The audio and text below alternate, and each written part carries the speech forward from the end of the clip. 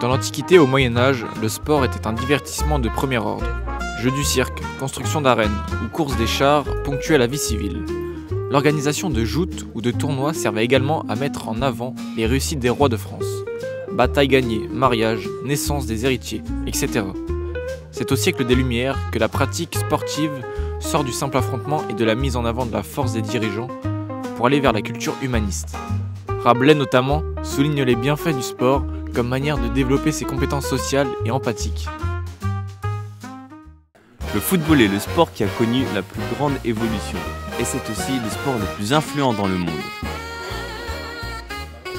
Et commençons par l'âme du sport, là où on le pratique, les infrastructures.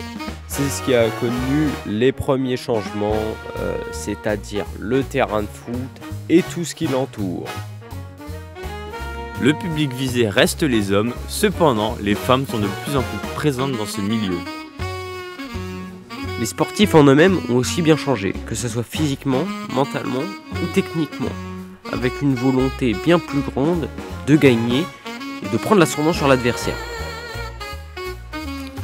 Les jeunes, les anciens se partagent une même passion, le football, un sport qui réunit toute génération.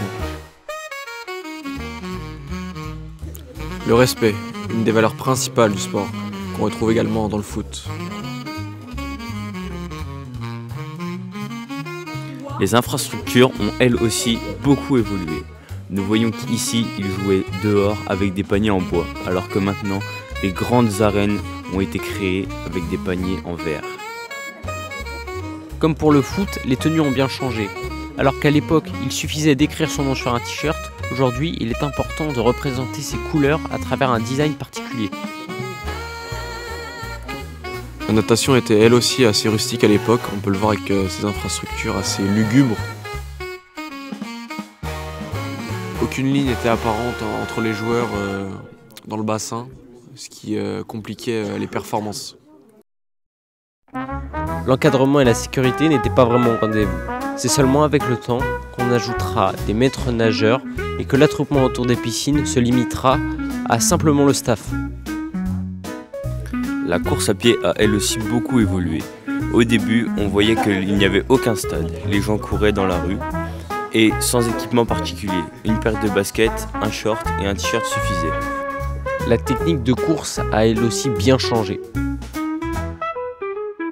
Les foulées sont beaucoup moins fluides que maintenant et les courses beaucoup moins gérées. Le rythme n'était pas toujours le même.